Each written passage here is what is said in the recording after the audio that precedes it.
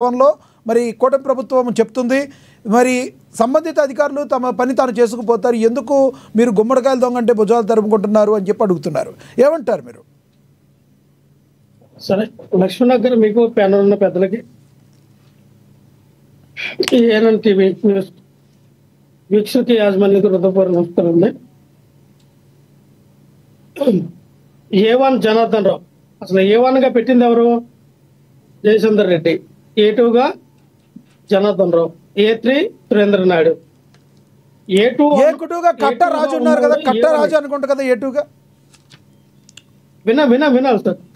సరే, A1 Jayachandar Reddy, A2 కట్ట Surendra Naidu, A3 మీరు అన్నట్టుగా అద్దెపల్లి జనార్దన్ రావు. A1 ఎలాగయ్యాడు? A3 గా ఉన్నటువంటి జనార్దన్ రావు A1 గా ఎలా అయ్యాడు? ఆ రోజున ఈ నకిలీ మద్య ఫ్యాక్టరీని పట్టుకున్నటువంటి ఎక్సైజ్ శాఖ అధికారులు, ప్రోహిబిషన్ శాఖ అధికారులు ఏమని చెప్పారు? ఇది గత 1 నెల 15 రోజుల నుంచి నడుస్తూ ఉంది, 1 నెల 15 రోజుల నుంచి నడుస్తూ ఉందని చెప్పారు క్రిస్టల్ క్లియర్ గా. తర్వాత స్టేట్మెంట్ ఏమని ఇచ్చారు? 2.5 సంవత్సరాల నుంచి నడుస్తూ ఉందని. ఎక్సైజ్ శాఖ, ప్రొహిబిషన్ శాఖలో ఉన్న అధికారులు, అక్కడ వచ్చినటువంటి ఏఎస్పీ, సిఐ, ఎస్ఐ వీళ్ళందరూ కూడా అబద్ధం ఆడారా? లేదా జనార్దన్ రావు అబద్ధం ఆడాడా? జయచందర్ రెడ్డి అబద్ధం ఆడాడా? కట్ట సురేంద్ర నాయుడు అబద్ధం ఆడాడా? ఎవరు అబద్ధం ఆడారు? ఈ రోజున A1 గా మీరు చిత్రీకరించినటువంటి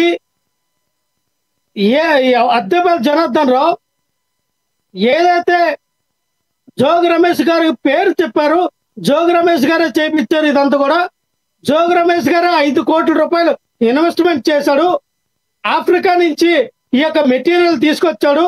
ఈ యొక్క డిస్టిలరీ యొక్క ఆ ఫ్యాక్టరీని కూడా మొత్తానికి డబ్బులు కూడా ఆయన ఇచ్చాడు, నాకు ఒక 3 కోట్లు ఇచ్చాడని చెప్పినటువంటి జనార్దన్ రావు ఈ రోజున అది నిజమని నువ్వు చెప్పినటువంటి మీ అధికారులుగా ఈ కూటమి ప్రభుత్వం గారు జోగి రమేష్ గారిని అరెస్ట్ చేశారు.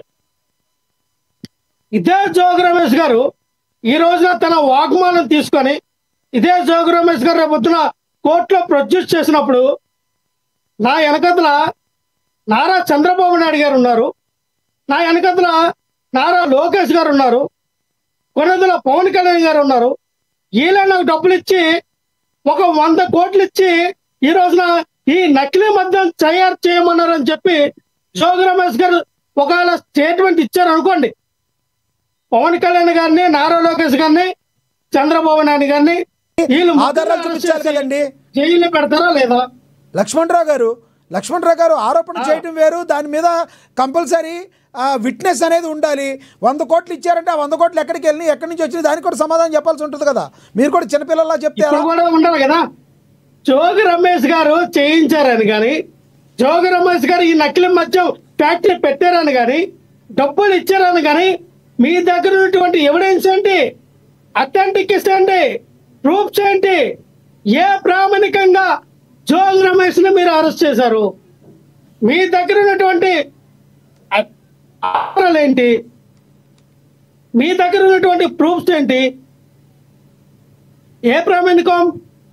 కేవలం అద్దెపల్లి జనార్దన్ రావు మీరు తీసినటువంటి, మీ పోలీసులు భయపెట్టినటువంటి ఆయన ఫోన్ పై ఎక్కడ ఆఫ్రికాలో పోయింది, పోయిన ఫోన్ నుంచి ఒక వీడియో, ఫోన్ పోయిన నుంచి ఒక వాట్సాప్ చాట్, ఎంత దారుణంగా ఫ్యాబ్రికేటెడ్ వీడియో కానీ ఫ్యాబ్రికేటెడ్ వాట్సాప్ చాటింగ్ కానీ తీసుకొచ్చి జోగి రమేష్ గారు మాట్లాడినటువంటి నోటు దోల, కేవలం నోటు దోల వల్ల ఒక మాట మాట్లాడారు. ఏం మాట్లాడారు?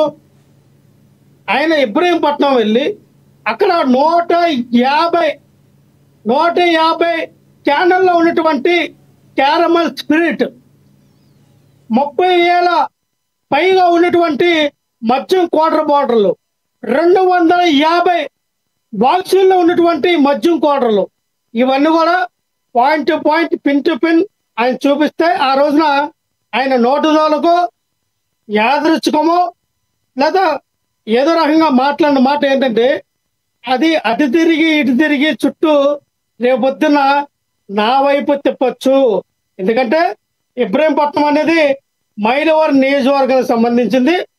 మైలవరం నియోజకవర్గం నుంచి ఈ జోగి రమేష్ గారు వసంత కృష్ణ ప్రసాద్ పైన పోటీ చేశారు. అక్కడ మీరు విచారణ జరపవలసింది. వసంత కృష్ణ ప్రసాద్ ఎమ్మెల్యే, స్థానిక నాయకుడు, వాళ్ళ బామర్దిని, వాళ్ళకి అనుచరులు ఉన్నటువంటి వాళ్ళని, వసంత కృష్ణ ప్రసాద్ని సమగ్ర విచారణ జరపచ్చాలి. తమ్మలపల్లి నియోజకవర్గం టీడీపీ ఇన్ఛార్జ్ అయినటువంటి జయచంద్ర రెడ్డి, వాళ్ళ బామర్ది గిరిధర్ రెడ్డి, వాళ్ళ పిఏ రాజేష్, వీళ్ళని సమగ్రమైన విచారణ జరపచ్చాలి. జయచందర్ రెడ్డి పాస్పోర్ట్ ఏమైనా చీజ్ చేశారా? ఆయనకి ఏమైనా రెడ్ కార్నర్ నోటీస్ ఇష్యూ చేశారా? సురేందర్ నాయన్ని, జయచందర్ రెడ్డిని మీరు ఎందుకు పార్టీ నుంచి సస్పెండ్ చేశారు? వాళ్ళు తప్పు చేశారని భావించే కదా, తప్పు చేయలేదని భావించే పార్టీ నుంచి సస్పెండ్ చేశారా? చేశారని మీరు నోటిఫైకి వచ్చింది కాబట్టి పార్టీని తీసేశారు. ఈ రోజున ఏదో మాట్లాడారు జోగి రమేష్ గారు, జోగి రమేష్ గారి వైపు తిప్పియండి, వైఎస్ఆర్ పార్టీ వైపు ఈ నకిలీని అంటించండి. ఈ నకిలీ మద్యం ఫ్యాక్టరీలు ఎక్కడైతే ఉన్నాయో రాష్ట్ర వ్యాప్తంగా అవన్నీ కూడా వైఎస్ఆర్ పార్టీలో వచ్చినాయి అని చెప్పి ప్రచారం చేయండి.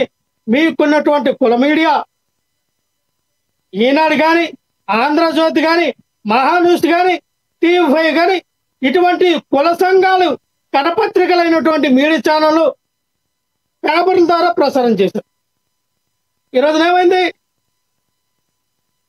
సార్ అంటే, మీరు అద్దెపల్లి జనార్దన్ రావు ఇచ్చినటువంటి స్టేట్మెంట్ ఆధారం చేసుకున్నారు. ఈ రోజున జోగి రమేష్ గారు ఒక స్టేట్మెంట్ ఇస్తే ఇదే నారా లోకేష్, ఇదే చంద్రబాబు నాయుడు, ఇదే పవన్ కళ్యాణ్ గారిని అరెస్ట్ చేస్తారా లేదా? జైల్లో పెడతారా లేదా? వాళ్ళ మీద సిబిఐ ఎంక్వైరీ వేస్తారా లేదా? ఇక్కడ లక్ష్మణరావు గారు, మీ పాయింట్ అర్థమైంది. కేవలం వాంగ్మూలాన్ని బేస్ చేసుకుని అరెస్ట్ చేశారు కానీ వాళ్ళ దగ్గర ఎటువంటి ఎవిడెన్స్ లేదని మీరు అంటారు. ఎస్, మళ్ళీ మాట్లాడతాం మీతో. మళ్ళీ మాట్లాడతాం మీతో. చెప్పండి. ఒక మాట చెప్పండి.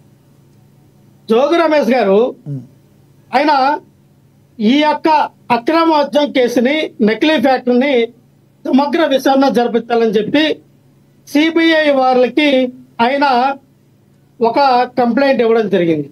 ఇప్పుడైతే సిబిఐకి ఎంక్వైరీ చేయాలని కంప్లైంట్ ఇచ్చారో ఆ మరుసటి రోజు ఉదయాన్ని వచ్చి ఈయన అరెస్ట్ చేయడం, జైల్లో తీసుకెళ్ళడం, రిమైండ్ విధించడం అంతా సరమామూలే. చిట్టు అంటే ఎవరు?